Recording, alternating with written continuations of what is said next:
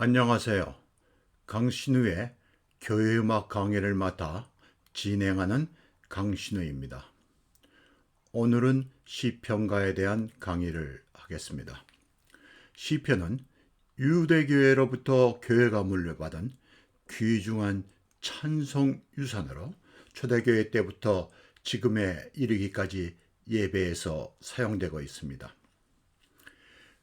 카톨릭교회 미사 가운데 많은 부분에서 시편이 사용되었는데 그 대표적인 것은 예배를 시작하며 부르는 임내성과 구약성서 봉독 후에 응답 찬송인 층계성, 그리고 제단에 헌금과 예물을 드리며 부르는 봉헌성 등이 대표적인 예입니다. 개신교회인 영국교회도 예배에서 봉독되는 신구약 성서들과 연관된 시편을 노래로 찬송하며, 성가대가 없는 교국교회에서는 시편을 목사와 회중이 주고받으며 읽는 형식으로 교독합니다. 개혁교회 역시 예배에서 시편을 교독하고 있습니다. 나의 블로그 찬송, 예배, 그리고 교회 문화에 시편의 이론과 실제가 있습니다. 시편에 대한 깊이 있는 지식을 원하는 사람들은 참고하시기 바랍니다. 한편 기도회, 아침, 저녁 기도회 등에서 부르는 누가복음서의 캔티클, 사가리아 노래, 성모 마리아의 노래, 시몬의 노래 외에 시편 90편, 98편, 100편은 교회의 대표적인 성서 찬송에 포함되어 있습니다. 시편 90편, 98편, 100편은 복음서의 찬송 다음으로 교회를 대표하는 찬송으로 인정되고 있습니다. 시편은 예배에서 성가대가 노래하는 찬양곡이나 성가곡의 가사로 사용한 곡들이 수없이 많이 있습니다. 이와 같이 시편은 교회 찬송 가운데 대표적인 찬송의 하나인 것입니다. 그러면 개혁교회에서 시편가가 예배에서 불러진 데 대한 역사적인 배경과 신학적 견해에 대한 이야기를 먼저 하고자 합니다. 개신교의 최초의 지도자인 쯔빙글리는 예배에서 음악을 사용하는 것이 카톨릭교의 유산이라 하여 철저히 배척하였습니다. 당시 개혁가 가운데 루터의 버금가는 음악적 소양을 가진 쯔빙글리였으나 그는 음악을 악마의 유산이라 하였습니다. 이는 구약성서 창세기에 나타난 음악의 조상인 유발이 카인의 후손이기 때문입니다. 그 당시 쯔빙글리를 주장하던 사람들은 교회의 성상, 조각품들과 스테인드 글라스, 그리고 오르간 등을 파괴하였습니다. 그 뒤에 영국의 청교도 혁명 때에도 이와 같은 일들이 반복되었습니다. 스빙글리가 카펠 연투에서 전사한 뒤에 다음 지도자인 칼빈은 자신이 알고 익숙한 시편가를 예배에서 악기의 도움 없이 오직 멜로디만 노래하도록 하였습니다. 칼빈의 찬송에 대한 견해는 인간이 쓴 찬송이 아닌 성서와 시편을 중심으로 운율한 시편가를 예배에서 사용하도록 제한하였습니다. 칼빈 역시 루터의 음악에 대한 견해와 같이 음악은 하나님이 주신 선물이라 하였으나 그 영향을 크게 우려하여 사용해서 매우 제한적이었습니다. 음악은 더럽혀지고 오염될 수 있다.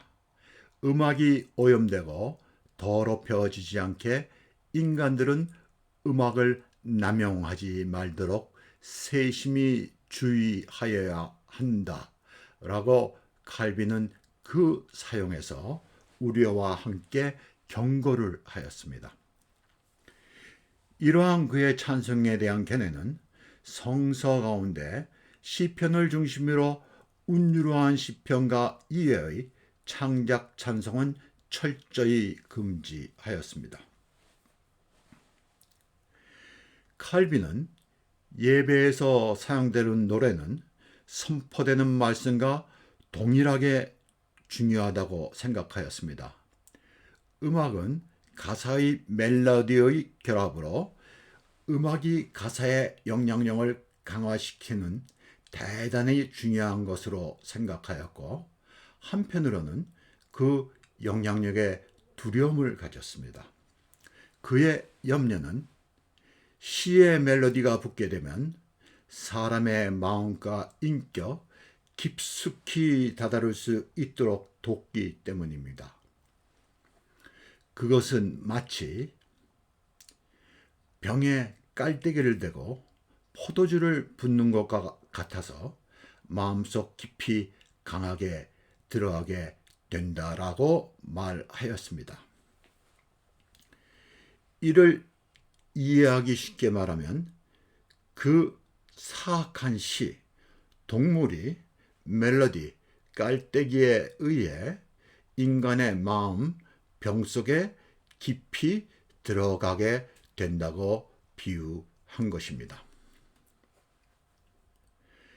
칼빈이 교회에서 시편과 이외에 다른 음악을 허락지 않은 것은 예배를 통하여 하나님께 드릴 수 있는 가장 거룩하고 하나님의 위엄에 가장 적합한 음악이 시편을 노래하는 것이라 생각하였기 때문입니다. 칼빈에게 음악은 하나님의 위엄, 존귀와 영광에 합당한 것이어야 하며 자기 도취나 흥분을 위한 것, 육체적 반응을 고취하는 음악은 바람직하지 못한 것이라 하였습니다. 칼빈은 예배에서 악기 사용을 금지하였는데 지금도 개혁교회 분파 가운데 일부 교회에서는 악기 사용을 하지 않고 있습니다. 그들 교회를 흔히 무악기 교회라 부르기도 합니다. 칼빈은 예배에서 악기 연주는 사람들의 기도하는 마음을 방해하기 때문에 금지하였는데, 이는 고린도전서 14장 13절 14절의 말씀인 이상한 언어로 기도하지 말라는 말씀에 근거하고 있습니다. 칼빈 시대에는 회중이 부르는 시편가를 인도하기 위하여 성가대가 회중석 가운데 있었습니다.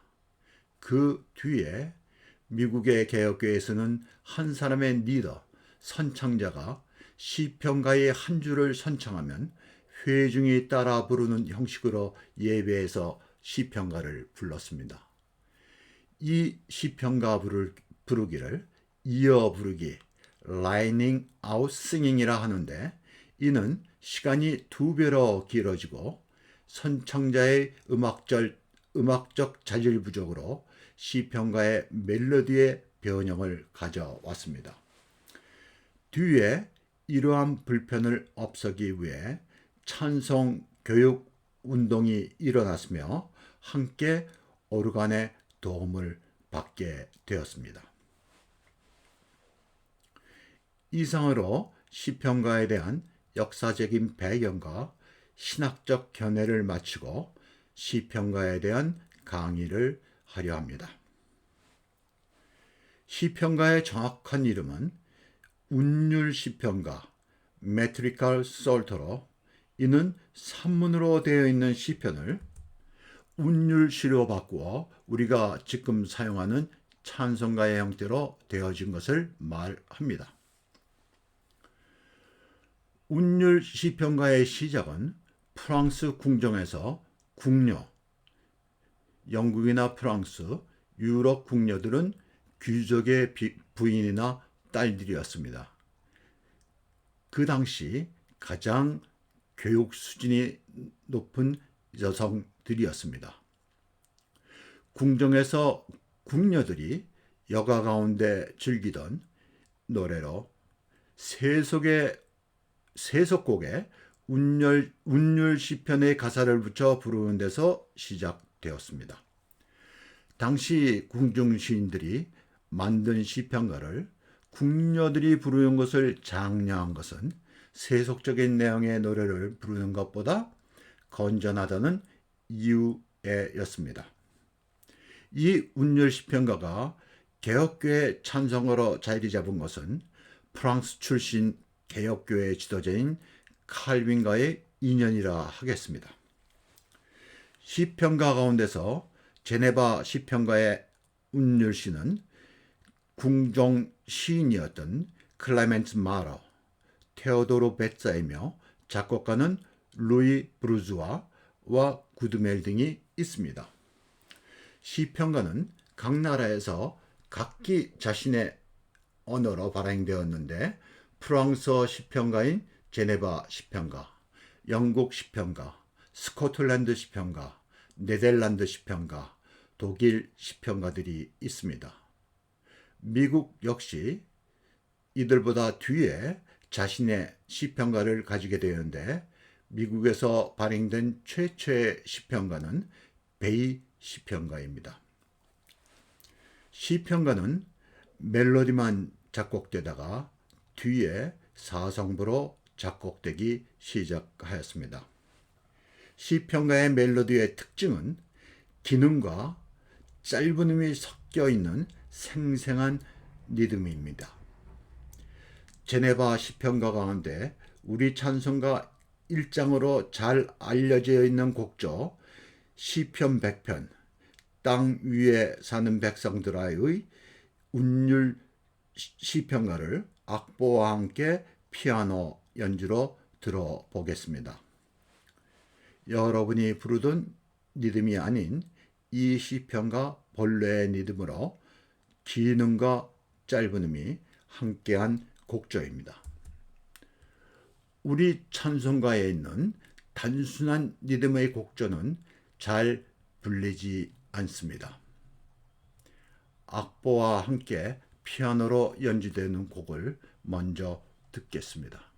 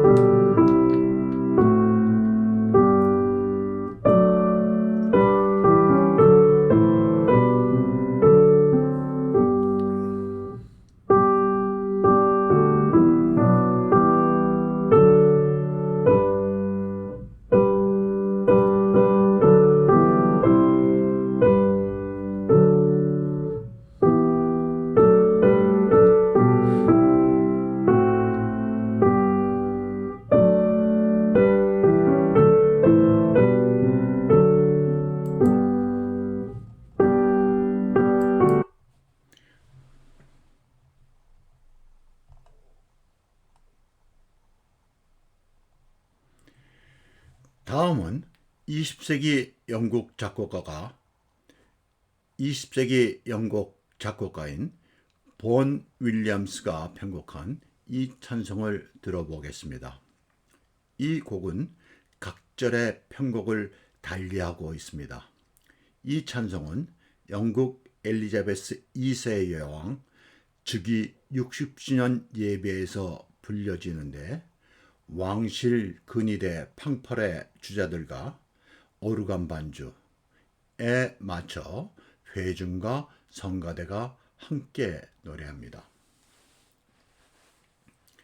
마지막 절에는 송령이 추가되어 끝에 아멘으로 끝을 마칩니다.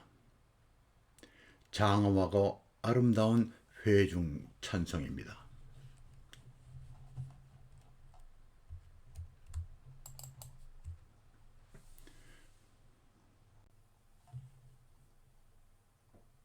Ralph Vaughan Williams, his version of All People That on Earth Do Dwell.